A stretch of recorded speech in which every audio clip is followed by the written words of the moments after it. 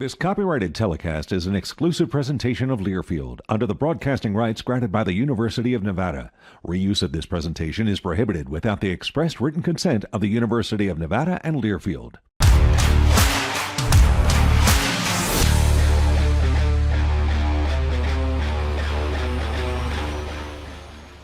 Gather around, y'all. Hello and welcome to Wolfpack All Access, presented by Champion Chevrolet. I'm Mike Stephenson with you on this first day of March. Yeah, hard to believe, and you know what comes with the third month of the year? Madness. Nevada basketball would certainly love to be peaking right about now. The Pack coming off last Saturday's massive win over Utah State and diving into another big week with two big games. One at home, one on the road, but still in state. Starting Tuesday at Lowry Event Center, the second to last home contest bringing in New Mexico with the Lobos a spot ahead of the Pack in the conference standings. The first 20 minutes proving to be one of the tougher watches all season really in the whole Mountain West, unless you love defense. Both teams shooting under 30% en route to a 23-23 tie. Things loosening up a bit out of the break with Nevada falling behind by 6 with under 7 minutes to play. But that was a final stretch that would be owned by the home team as the Wolfpack outscores the Lobos 21-8 the rest of the way, powered by three 20-point scorers in Elijah Price, Von Weems, and Corey Camper Jr. 67-60, Nevada picks up a huge dub over New Mexico. Still in the hunt for a regular season championship, the Wolfpack would next hit the road for a critical one for many reasons at rival UNLV. Shannon Kelly has those highlights from the Thomas & Mack Center, delivered by BTX Logistics. The 103rd all-time meeting between longtime rivals Nevada and UNLV is one for the ages in Las Vegas on Saturday night. And it was only fitting a game of this magnitude was played just hours before the calendar turned to March. The Wolfpack looking for its first season sweep over the Runnin' Rebels since 2024 after a double-digit win in Reno back in January. Nevada's Von Weems picking up where he left off against New Mexico. He gets out in transition and flushes it home. It's 18-12 Nevada at the 12-minute mark. Runnin' Rebels star Dre Gibbs Longhorn has been on a tear lately and not slowing down. He's left open and drains the three to tie the game at 35 late in the first half. Pack up 37-35 at the break.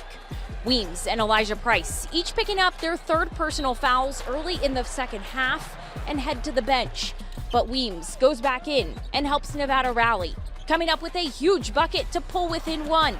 Then Weems knocks down a quick three off the inbound pass to cap off a 12-0 Nevada run. It's 59-54 Pack.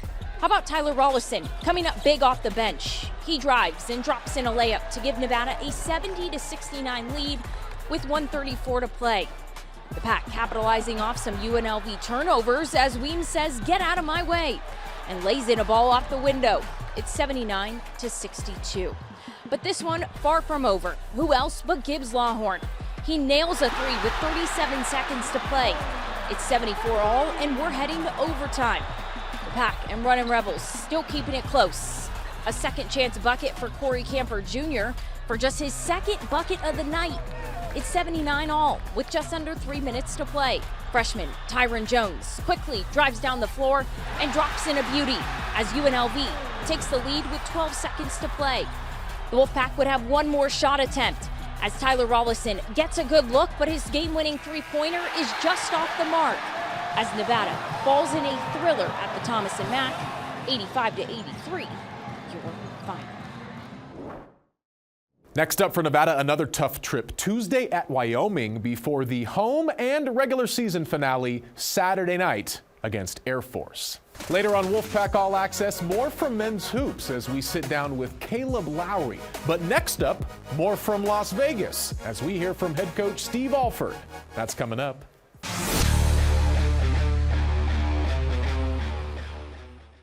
Wolfpack All Access returns as men's hoops goes 1-1 on the week, capped by a tough loss Saturday at rival UNLV.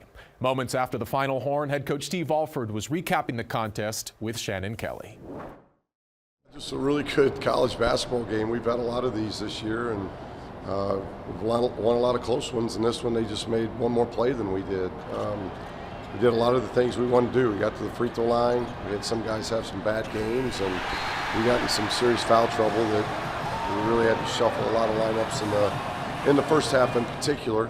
But then, you know, I was proud of the guys. Their effort was great. We could not guard Lawhorn for nothing. He's on some kind of month and a half. He'd get my vote for Player of the Year in our league. He's been on some kind of tear, and we kind of figured out what they were going to do, and then we just couldn't guard it. We just didn't have anybody that could really guard him. Vaughn probably did the best job on him, and yet, you know, he got a good 3 off there in regulation when we were up 3, and we were trying to take that away. So, unfortunate, you know. I thought, but that's college basketball. Both teams, I thought, played hard and played pretty good basketball. If you're a fan, it was. You know, if you're a Nevada fan, you don't like the outcome, but as a basketball fan, there was a lot of good plays by a lot of different guys on both teams. And I don't know if I've had a game, though. I think the only jump shot that was made by them was Lawhorn. I think he was the only one that actually made a jump shot.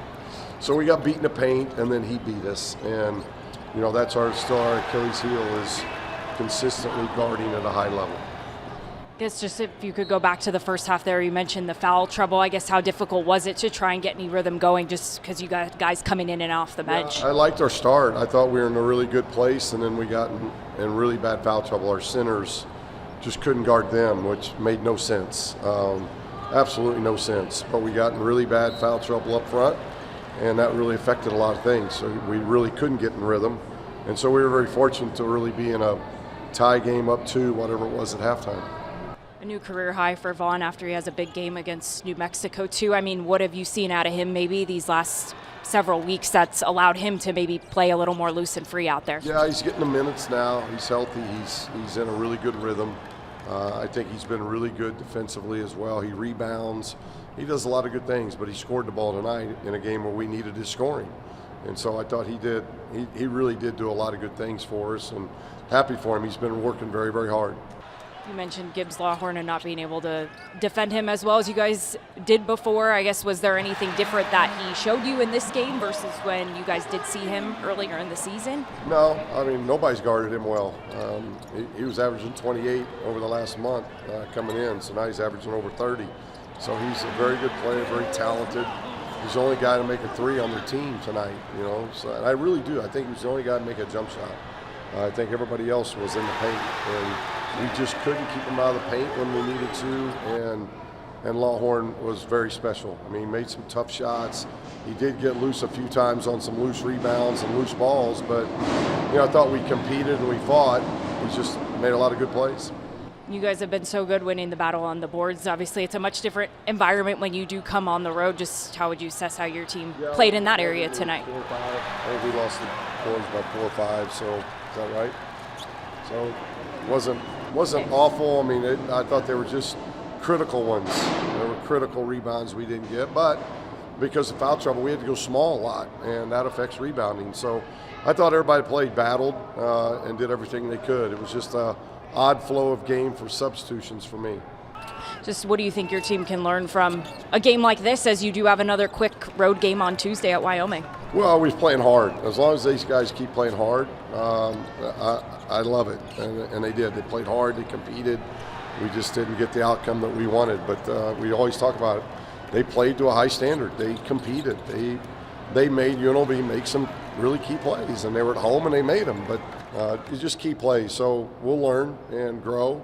But we got a tough turnaround. We got two games left. One at home, one on the road, and we just got to go compete and try to play to that standard and give ourselves a chance. We've won a lot of close games, but we lost an overtime game at Boise, lost an overtime game here, and those never feel good. But I know our guys were trying. Later on, a historic Mountain West track and field championships for multiple reasons, including multiple program records. But first, we're sitting down with Kaleb Lowery, from NAIA Player of the Year to a major contributor with Nevada and a wedding in between. We get to know him next on Champion Chevrolet's Wolfpack All Access.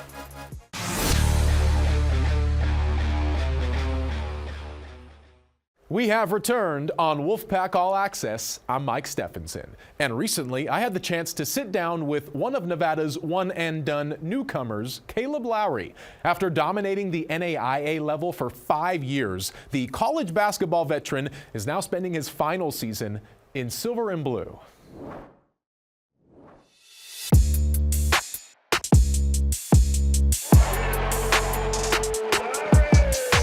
Kaleb, man, great to spend some time with you. Just tell me what it's been like living in Northern Nevada playing for the Wolfpack so far. It's been great. The community, the environment, my teammates, the coaching staff, everything has been amazing. So it's been a great experience so far. So you go through 5 years at the Masters and you probably thought your career was over? I mean, when did this newfound year come about? So my assistant coach actually mentioned to me, like, I might have a Division I year, so that was kind of cool. But yeah, I mean, I didn't know I would have this opportunity, so it's been amazing. What made the Wolfpack stick out? I think just like the love and support they kind of showed me on my visit. Coach Alford, Coach Noodles, just the whole coaching staff was super authentic, super real, and it was a good feeling. What did they tell you about how you could fit in if you decided to come to Reno? My play style, being able to guard 1 through 5, my versatility on the court is kind of what kind of drew them towards me. They've had another steal though. Lowry! Blocked away by Lowry, out of bounds. Right around your commitment, you also got married. What an epic time in your life. Tell me about your wife and just what it's like being a married man playing D1 ball. Her name's Alyssa, obviously Alyssa Lowry now. We met in high school in Santa Clarita, but I mean, we kind of started to go closer and closer at Masters. Had a friendship for a while, and I knew she was the one. After I got married, it's like my intent and my drive to be the best man I can be. She makes my life easier, and I try my best to make her life easier too, so we just balance off each other. Did the guys ever give you a hard time about being the married guy on the squad? I mean, yeah, I'm the only one, but it is what it is. Take me through your upbringing a little bit. San Diego area, correct? Yes, sir. Introduce me to your family, I guess, a little bit. So I have my dad. My mom passed away when I was 7 years old. Growing up, I was a mama's boy, so out of all the siblings, I was her favorite, and she was my favorite too. But, you know, we've always had that relationship, always had that love for each other. But I was young too, so, you know, it feels like a while ago, but, you know, it was my best friend. She had a cardiac arrest, died of cardiac arrest, so. What do you think she would have thought of your career and just the young man you are now? I would think she'd be proud of me, you know, trying to be the best man I can be on and off the court. So that's what I would think.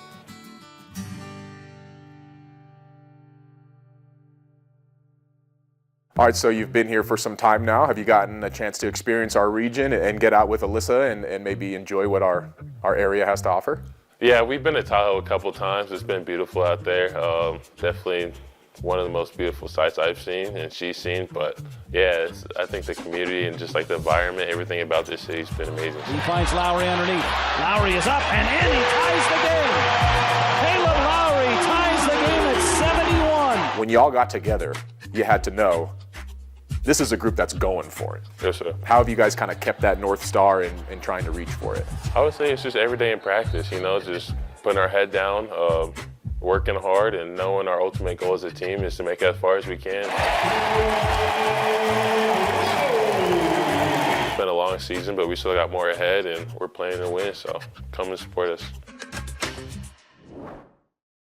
All right, after the break, a look around the rest of Wolfpack land, including a pack standout at the top of a podium. But first, Chris Murray brings us This Week in Wolfpack History, sponsored by Bradley Drendel and Janae.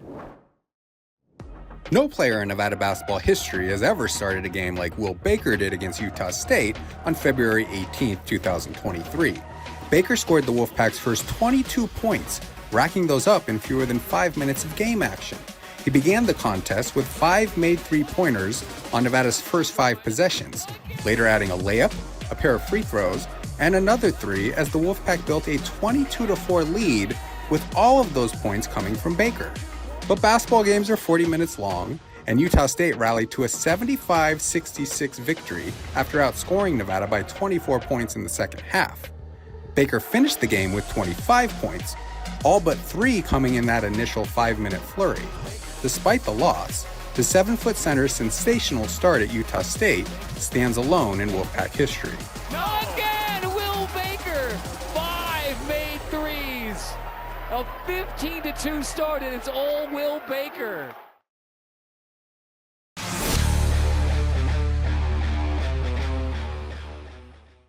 My name is Dominic Desch, power hitter with Nevada Baseball, and I'm answering 5 questions. Just the competition. Especially as a pitcher though, it's just me versus you on the mound, and I just love that one-on-one competition. I'd say the Padres. I've grown up a Padres fan. It's kind of frustrating the last couple of years, but I mean we have a lot of exciting players, and Mason Miller too. He throws just fuel. I mean that's so electric. So Benson Boone. I've been told I look like Benson Boone. For a while when I did play the field, I liked Dustin Pedroia a lot. Played really hard, just like really intense all the time. Just really good competitor. I would say just heater, because if you throw it by a guy, there's like honestly no better feeling. Wolfpack All Access continues on a packed week of action, topped by a historic home event. For the first time, Nevada and the city of Reno hosting the Mountain West Indoor Track and Field Championships inside, of course, the brand new Reno Tahoe track at the Reno Sparks Convention Center. A moment to remember for the program and really the region as a whole, and Nevada made sure to make it count. Annalise Kalma boasting Nevada's only gold medal with her program record in the 200-meter dash, getting her to the top of the podium. She also snagged silver in the 400. Meekness Daganyaru setting her own program record in the triple jump, good for her own silver medal. The Wolfpack's 4x400 squad also getting a second place podium spot. And it was Johanna Haas earning the team's first medal of the event, a silver in Thursday's pentathlon. Over the 3-day event, the Wolfpack piling up 84 points en route to a second-place team finish, the program's best since joining the conference in 2012, and its best indoor championship performance since winning the WAC in 2004. Oh my gosh, we've been talking about this since day one. It's like, this is our house. Show everybody that this is our house. Please be able to, let's just do it together, and let's do it 3 days in a row, and that's what they did. As for women's hoops, the Wolfpack snapping a 3-game skid with a Tuesday win over San Jose State, 49-41. It was a big night for Britton Backus, the freshman from Winnemucca, pouring in a career-high 17 points while adding 4 steals. Nevada later looked to make it 2 straight, hosting New Mexico in Saturday's home finale. After taking a 2-point lead into halftime, the Wolfpack lost its footing, scoring just 21 points between the 3rd and 4th, including just 1 point in the final 4 minutes, as the Lobos leave Reno with a 63-56 win. It was really tough. I just talked to the team, and I praised their effort, their focus. I thought we did a lot of really good things in this game. We got a lot of great shots down the stretch with a chance to tie it that just didn't go in. But I thought, we executed. We got the ball to the people we wanted shooting, and it just didn't go in. At their place, I think we kept their 5s off the glass, and today their post had 11 offensive rebounds, and that needed to be better, I think, for us to win. Nevada now heads to Utah State for Tuesday's regular season finale before the Mountain West tournament begins Saturday in Las Vegas. The baseball team spending the weekend over the hill battling UC Davis and taking losses to the Aggies Friday and Saturday before completing the series Sunday. The Pack then visits Stanford Monday before hosting Pacific this weekend at Peccole Park. And softball in the same city as baseball, playing in the Capital Classic and collecting 4 wins between Friday and Saturday. 2 over UC Davis, 1 over Sacred Heart and Santa Clara, and then finishing with a game at Sac State on Sunday. Nevada will be in Eugene, Oregon this week. Men's and women's tennis also in action this week, with the ladies winning at Santa Clara on Monday, while the men spent the weekend at UC San Diego. And the ski team in Montana for the 77th Rocky Mountain Intercollegiate Ski Association's Championships, where it is a 7th place finish out of 9 for the Wolfpack. All right, coming up, some final notes before we say goodbye here on Wolfpack All Access.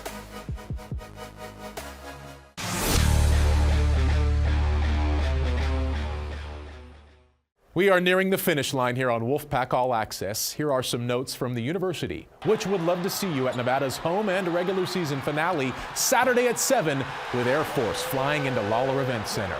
Snag tickets over at NevadaWolfpack.com. March, of course, means it is Mountain West tournament time in Las Vegas as the Wolfpack Women Open play Saturday. And depending on their regular season finish, the men could go the following Wednesday or Thursday. For tickets down south at the Thomas & Mack Center, head to themw.com.